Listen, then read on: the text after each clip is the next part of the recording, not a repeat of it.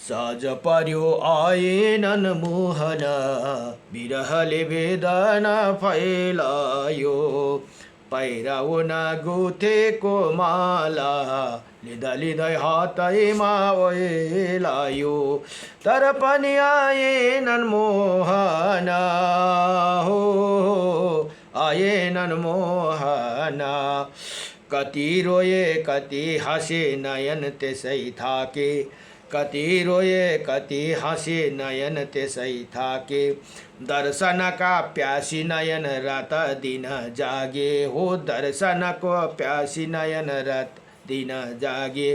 कल्पनाको फुलहरू रङ्गी चङ्गी टिपे, आँसु धागो प्रेम सियो सुन्दर माला गाँसे। तर पनि आएनन् मोहन, विरहले वेदना फैलायो। साँझ पर्यो आएनन् मोहन, विरहले वेदना फैलायो। आँखा तानी तानी हेर्छु हिमालका माथि, आँखा तानी तानी हेर्छु मालका माथि। चार पहर बिताई घाम डाँडा माथि, पाल्नु होला भन्दा भन्दै जीवनको साथी। विरहले छुटे आँसु झन ताती ताती। तर पनि आएनन् मोहन, विरहले वेदना फैलायो। तर पनि आएनन् मोहन, विरहले वेदना फैलायो। साँझ पर्यो आएनन् मोहन, विरहले वेदना फैलायो। आउनु होला भन्दा भन्दै झ्याउकिरी बास्यो, आउनु होला भन्दा भन्दै झ्याउकिरी बास्यो। विरहलाई गिजाउँदै अन्धकार हाँस्यो। आँखा तानी तानी हेर्छु आकाशका तारा, कता कति खोजे कति हेरे छैनन् मेरा प्यारा। आज पनि आएनन् मोहन, आज पनि आएनन् मोहन, विरहले वेदना फैलायो। साँझ पर्यो आएनन् मोहन, विरहले वेदना फैलायो। नमो भगवते वासुदेवाय, कृष्णाय वासुदेवाय, हरे परमात्मने नमः। प्रणत क्लेशनाशाय गोविन्द ये नमो नमः। श्रीमत्स्य महापुराणको अब 33 अध्यायमा 33 अध्याय में यहाँ भन्नुहुन्छ, राजा ययाति अपने यदु आदि पुत्रों से अपनी युवा अवस्था देकर वृद्ध अवस्था लेने के लिए आग्रह करना और उन्हें पुत्र अस्वीकार करने पर उन्हें श्राप देना, फिर पुरु को जरा अवस्था देकर उसी युवा अवस्था लेने तथा उसे वर प्रदान करना भनेर यहाँ बताउनु भयो। अब सोनकजी भन्नुहुन्छ, हे सना शतानिका, राजा ययाति बुढ़ापा लेकर वहाँ से अपने नगर में आए और अपने ज्येष्ठ एवं श्रेष्ठ पुत्र यदु से इस प्रकार बोले। ययाति ने कहा, ज्येष्ठ भनेको समिष्ठ पति को पुत्र है यदु, यदु र तुर्वसु दुईटा पुत्र समिष्ठपति। ययाति भन्दछन्, हे तात, कभी पुत्र शुक्राचार्य ने श्राप से मुझे बुढ़ापा घेर लिया, मेरे शरीर में झुर्रियाँ पड़ गई और बाल सफ़ेद हो गई, किंतु मैं अपनी जवानी को भोग से तृप्त नहीं हुआ हूँ। यदि यदो तुम बुढ़ापा के साथ मेरे दोष ले लो, मैं तुम्हारी जवानी द्वारा विषय उपभोग करूँगा। 1000 वर्ष पूरा होने पर मैं पुनः तुम्हारी जवानी देकर बुढ़ापा अपना साथ दोष वापस ले लूँगा भनेर यहाँ पिताले यसरी आग्रह गर्दछन्। अब यदु भन्दछन्, हे महाराज, मैंने उसी बुढ़ापा को लेने की इच्छा नहीं करता हूँ जिसके आने पर दाढ़ी मुझे बाल सफ़ेद हो जाते हैं। जीवन का आनंद चला जाता है, युवा अवस्था सर्वथा शिथिल हो कर देती है, सारे शरीर झुर्रियाँ पड़ जाती है और मनुष्य इतना दुर्बल का कृश काया हो जाती कि उसकी और देखने नहीं बनता। बुढ़ापे काम काज करने की शक्ति नहीं रहती। युवा अवस्था तथा जवानी पाने वाला सेवक भी तिरस्कार करते हैं, अतः मैं वृद्ध अवस्था नहीं लेना चाहता भनेर यहाँ उनले मना गरिदियो। धर्मज्ञ नरेश्वर, आपके बहुत से पुत्र है जो आपको मुझसे भी अधिक प्रिय है, अतः बुढ़ापा लेने के लिए उन्हें अपने किसी दूसरे पुत्र को चुन लीजिए। अर्कोलाई भन्नु म ज्येष्ठ पुत्रले मना गरिदियो। अब यहाँ भन्दछन् ययाति ने कहा, हे तात, तुम मेरे हृदय से उत्पन्न और सा पुत्र होकर भी मुझे अपनी युवा अवस्था देते हो, इसीलिए इसी पाप को कारण तुम्हारी संतान मामा के अनुचित संबंधी द्वारा उत्पन्न होकर दुष्प्रजा, यहाँ के भने तुम्हारी संतान मामा के अनुचित संबंध द्वारा उत्पन्न होकर दुष्प्रजा कहलाएगी भनेर यहाँ श्राप दिइहाले। अब उन्होंने तुर्वसु को बुलाकर कहा, अर्को माइलो पुत्रलाई, तुर्वसु से तुम बुढ़ापा के साथ मेरे दोष ले लो, पेटे में ही तुम्हारे जवानी से विषयों को उपभोग करूँगा। 1000 वर्ष पूरा होने पर तुम्हारे जवानी लौटा दूंगी भनेर अर्को माइलो पुत्रलाई याचना गरी, और बुढ़ापे सहित अपने दोष को वापस भी ले लूँगा भनेर यहाँ भन्दछन्। अब तुर्वसु भन्छन्, हे तात, काम भोग का नाश करने वाली वृद्ध अवस्था मुझे नहीं चाहिए। वो बल तथा रूप का अंत कर देती है और वृद्ध एवं मान प्रतिष्ठा का भी नाश करने वाली है भनेर यहाँ उनले पनि मना गरिदिए। अब फेरि यहाँ भन्दछन्, राजा ययाति भन्दछन्, हे तुर्वसु, माइलो पुत्रलाई, तुम्हें मेरे हृदय को उत्पन्न होकर भी मुझे अपनी युवा अवस्था नहीं देती। मेरै द्वारा उत्पन्न भएर पनि मैले भनेको कुरा तय मानिनस् हो, इसीलिए तुम्हारी संतान संतित नष्ट हो जाएगी। हे मूढ़, जिनके आचार और धर्म वंश वर्ण संकर को समान है, जो प्रतिलोम संस्कार जातियों में गिर जाते हैं तथा जो कच्चा मांस खाने वाला एवं चंडाल आदि का श्रेणी में ऐसे यवन आदि से अधिष्ठित 88 आदि देशों का 88 देशों के लोगों को तुम राजा होंगे भनेर अब माइलो पुत्रलाई पनि यसरी श्राप दिइहाले। ती राजा ययातिले, जो गुरु पत्नियों में आसक्त है, जो पशु पंक्षी आदि का सा आचरण करने वाला है तथा जिनके सारे आचार विचार भी पशुओं का सम्मान हो, तुम उन पापात्मा मलेच्छा को राजा होंगे भनेर आफ्नो पुत्रलाई यसरी श्राप दिइहाले राजा ययातिले। अब यहाँ भन्न सोनकजी ऋषि भन्नुहुन्छ, हे शतानिक हो, राजा ययाति ने इसी प्रकार अपने पुत्र तुर्वसु को श्राप देकर शमिष्ठा के ज्येष्ठ पुत्र द्रुह से ये बात कही। अब आफ्नो जेठीपट्टिको पुत्र 2 जनाले मानेनन्। अब कान्छीपट्टिको 3 जना पुत्र छन् है, कान्छीपट्टि शमिष्ठापट्टि। यहाँ भन्दछन्, अब द्रोह कांति तथा रूप का नाश करने वाली ये वृद्ध अवस्था तुम ले लो और 1000 वर्षों तक भनेर पिताले माग्दैछन्। 1000 वर्ष के लिए अपनी जवानी मुझे दे दो।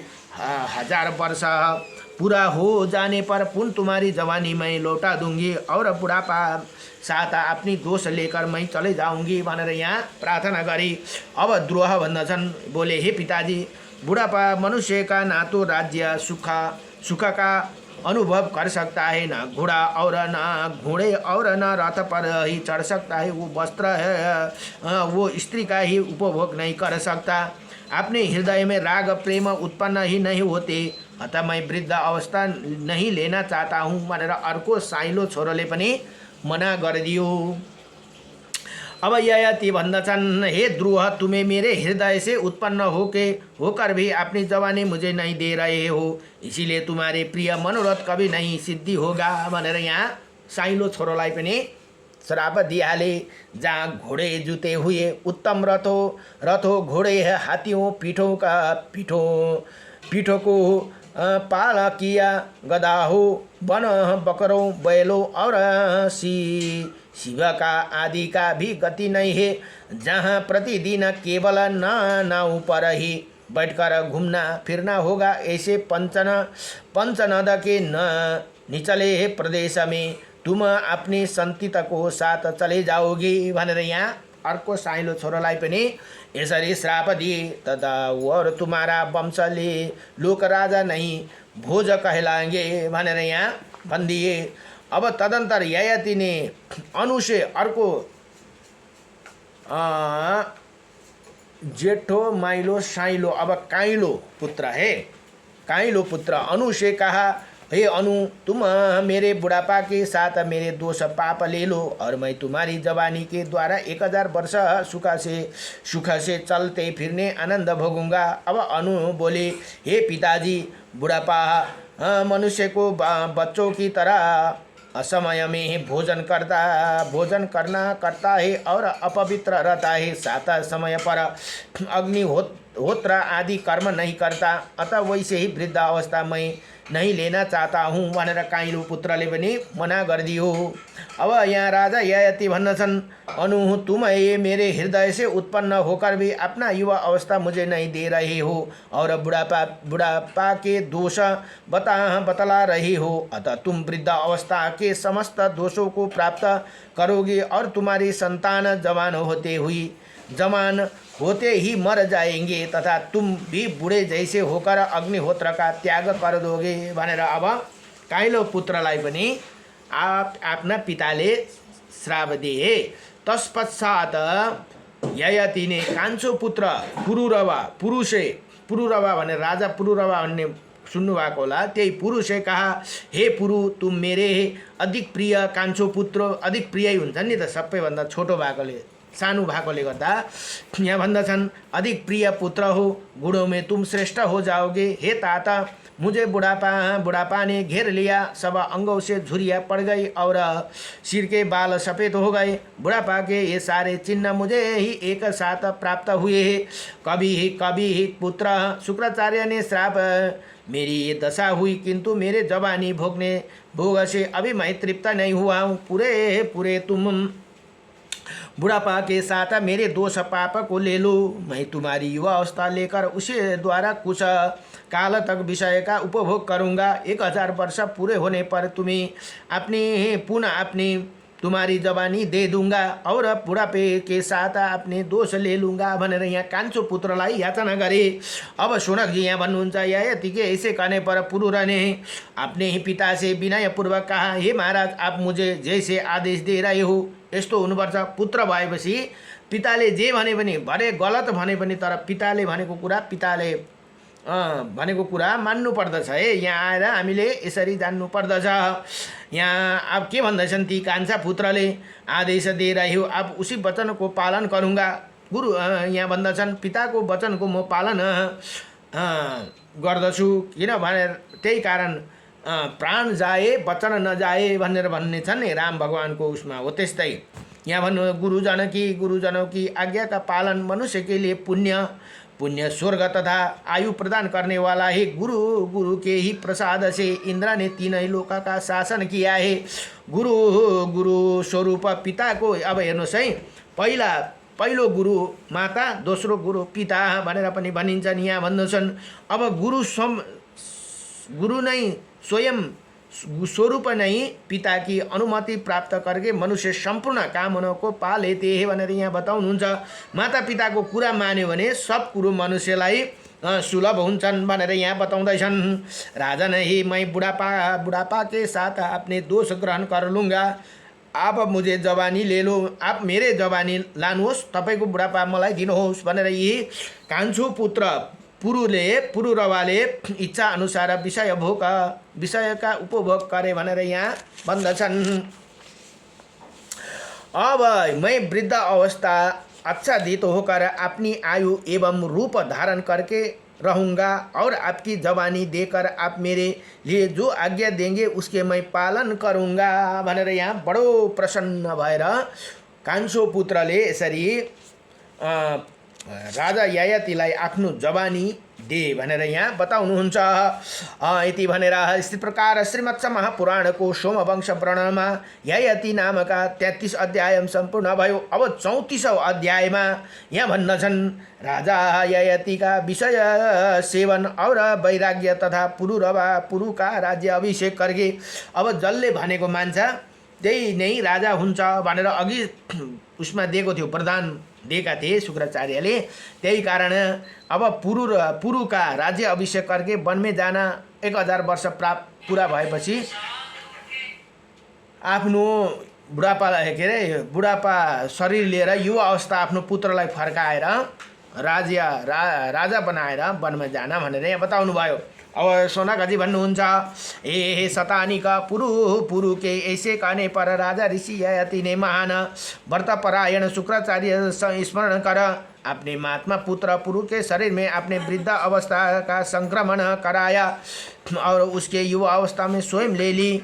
नहुष के पुत्र नर श्रेष्ठ ययाति ने पुरु की युवा अवस्था अत्यंत प्रसन्न होकर अभिष्ट विषय भोग का सेवन आरंभ किया। तो न राजेंद्र की जैसे कामना होती वैसे उत्साह होते, वैसी जैसे समय होता उसके अनुसार वो सुखपूर्वक धर्म अनुकूल भोग का उपभोग करते थे। वास्तव में उसे योग्य वो ही थे। उन्होंने योग्य द्वारा देवताओं को श्रद्धा में उन्होंने ही राजा पुरु ने यज्ञों द्वारा देवताओं को श्राद्ध से पितरों को इच्छा के अनुसार अनुग्रह करने की दीन दुखियों को और मुँह मांगी भोग्य वस्तुओं को देकर श्रेष्ठ ब्राह्मण को तृप्त किया था। माने यहाँ बताओ वही अतिथियों को अन्न और जल देकर वैश्यों का उनके धन वैभव की रक्षा करके शूद्रों को दया भाव से लुटेरों को कैद करके तथा संपूर्ण प्रजाओं को धर्म पूर्वक संरक्षण द्वारा प्रसन्न रखते थे। इसी प्रकार साक्षात दूसरे इंद्र के समान राजा ययाति के समस्त प्रजा का पालन किया और वो राजा सिंहासन के समान पराक्रमी और नव युवक थे। संपूर्ण विषय उनके अधीन थे और वो धर्म का विरोध ना करते हुए उत्तम सुख का उपभोग करते थे। वही नरेश शुभ भोगों की प्राप्ति करके पहले तो तृप्त एवं आनंदित होते थे, परंतु जब ये बात ध्यान से आती है तो वह 1000 वर्ष भी पूरे हो जाएंगे तब उन्हें बड़ा खेद होता था। काल तत्व को जानने वाला पराक्रमी राजा ययाति एक काल और काष्ठ की गिनती कर 1000 वर्षों तक समय की अवधि स्मरण रखते थे। और जब उन्होंने देखे कि अब समय पूरी हो गया तब अपने पुत्र पुरु को पास आकर बोले, हे शत्रु दमन पुत्र, मैं तुम्हारी जवानी के द्वारा अपनी रुचि उत्साह और समय के अनुसार विषय को सेवन किया, परंतु विषय की कामना उन विषयों के उपभोग से कभी शांत नहीं होते, अपितु घी की आवती पड़ने से अग्नि को भांति वो अधिकता बढ़ती ही जाती है भनेर यहाँ भन्दछन्। इसी पृथ्वी पर जितने भी धान जौ सुवर्ण पशु और स्त्रियां हैं वो सब एक मनुष्य के लिए भी पर्याप्त नहीं है, ऐसे मानकर शांत धारण कर लेना चाहिए। पूरी तुम्हारे संतोष गर्नुपर्छ भनेर यहाँ बताउँदछन्। तुम्हारे भला हो, मैं प्रसन्न हूँ, तुम अपनी ये जवानी ले लो, साथ ही ये राज्य भी अपने अधिकार कर लो, क्योंकि तुम मेरे प्रिय करने वाला पुत्र हो भनेर यहाँ राजा ययातिले आफ्नो पुत्र पुरुलाई भन्दछन्।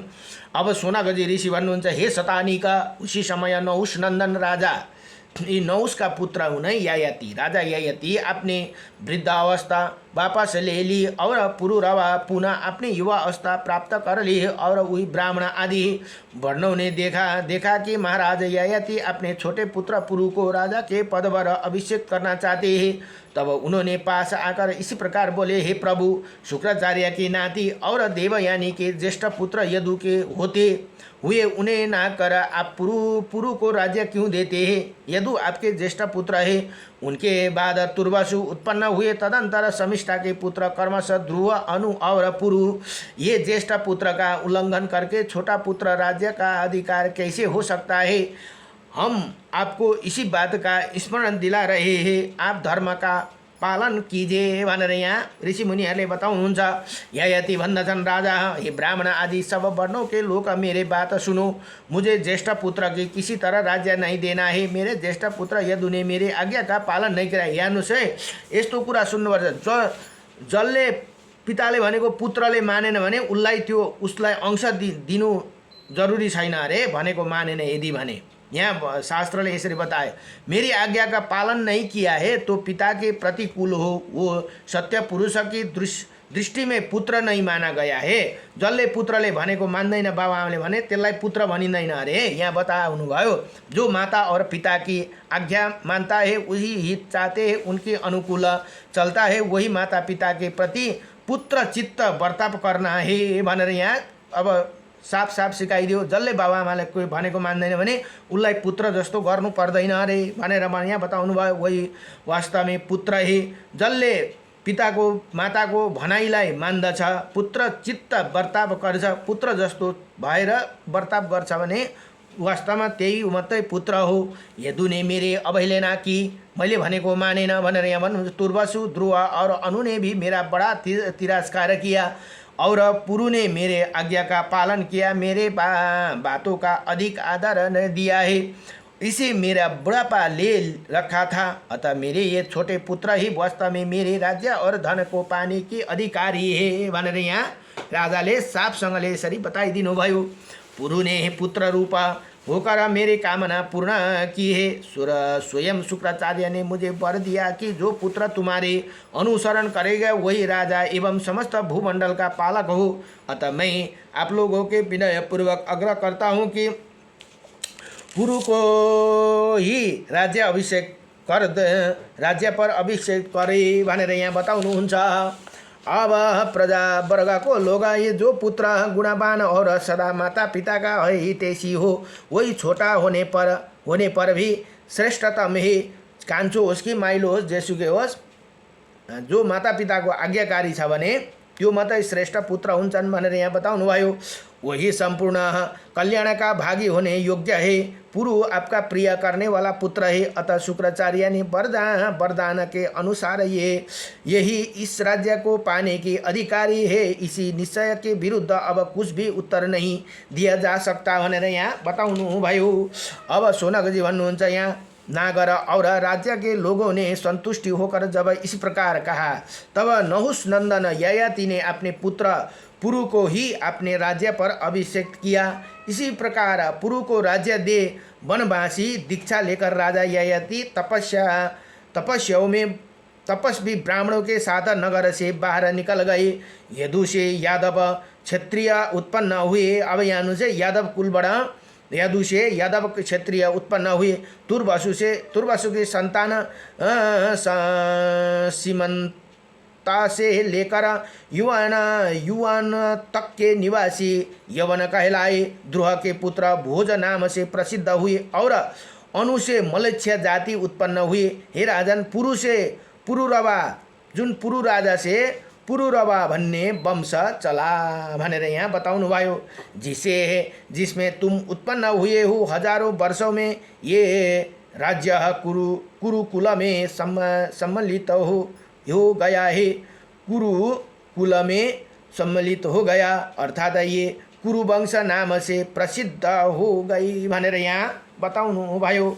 यदि भनेर इस प्रकार श्रीमत्स्य महापुराण को ययाति चरित्र में चरित्र वर्णन नाम का 34 अध्याय संपूर्ण भयो। नमो भगवते वासुदेवाय कृष्णाय वासुदेवाय हरे परमात्मने नमः प्रणत क्लेशनाशाय गोविन्दाय नमो नमः। अब भोलिको प्रसंग 35 अध्याय में वन में राजा ययाति को तपस्या र उन्हें स्वर्ग लोक की प्राप्ति भनेर भोलिको प्रसंग। यो राजा ययाति को कथा बडो दिव्य कथा छ है। हामीले यसबाट बहुत कुराहरू सिक्न सकिन्छ। पुत्र कस्तो हुनुपर्छ पिता माताहरूले भनेको हुनुपर्छ भनेर यहाँ बडो दिव्यसँगले कुरा बताउनु हुँदैछन्। अब श्रेष्ठ भनेर पनि होइन ब्राह्मण यस्तो हुन्छ यी यदु र तुर्वसु दुईटा पुत्र ब्राह्मण समिष्टा देवयानी ब्राह्मण की पुत्री राजाबाट उत्पन्न भएको उनीहरू दुईजनाले माता पिताले भनेको मानेनन्। यता कान्छीपट्टि समिष्टापट्टिबाट 3टा पुत्र थिए द्रुह अनु र पुरु। लास्टमा पुरुले माने उनका पिता का भनाइ र उनले राज्य अभिषेकहरू पाए भनेर यहाँ जसले माता पिताले भनेको मान्दैन त्यसलाई पुत्र गनिँदैन भनेर यहाँ शास्त्रले बताए। त्यस्तालाई पुत्र आफ्नो धन सम्पत्ति दिनु पनि जरुरी छैन अरे। त्यस्तो पुत्रलाई जसले माता पिताको भनेको मान्दैन भने त्यस्तालाई आफ्नो सम्पत्ति दिने कुनै अधिकार छैन भनेर यहाँ स्पष्टसँगले यसरी बताइयो। शास्त्रले सबै कुरो हामीलाई निर्धारित गरिएको छ। त्यसकारण शास्त्रको शास्त्रमा लेखेको कुरा कहिले पनि झुटो हुँदैन। यो शास्त्रले यत्तिकै लेखेको छैन। अब भोलिको पनि बडो दिव्य यो ययातिको कथा चल्दैछ। अब तपस्या गर्न वनमा गए, आफ्नो कान्छो पुत्र पुरुलाई राज्य दिएर।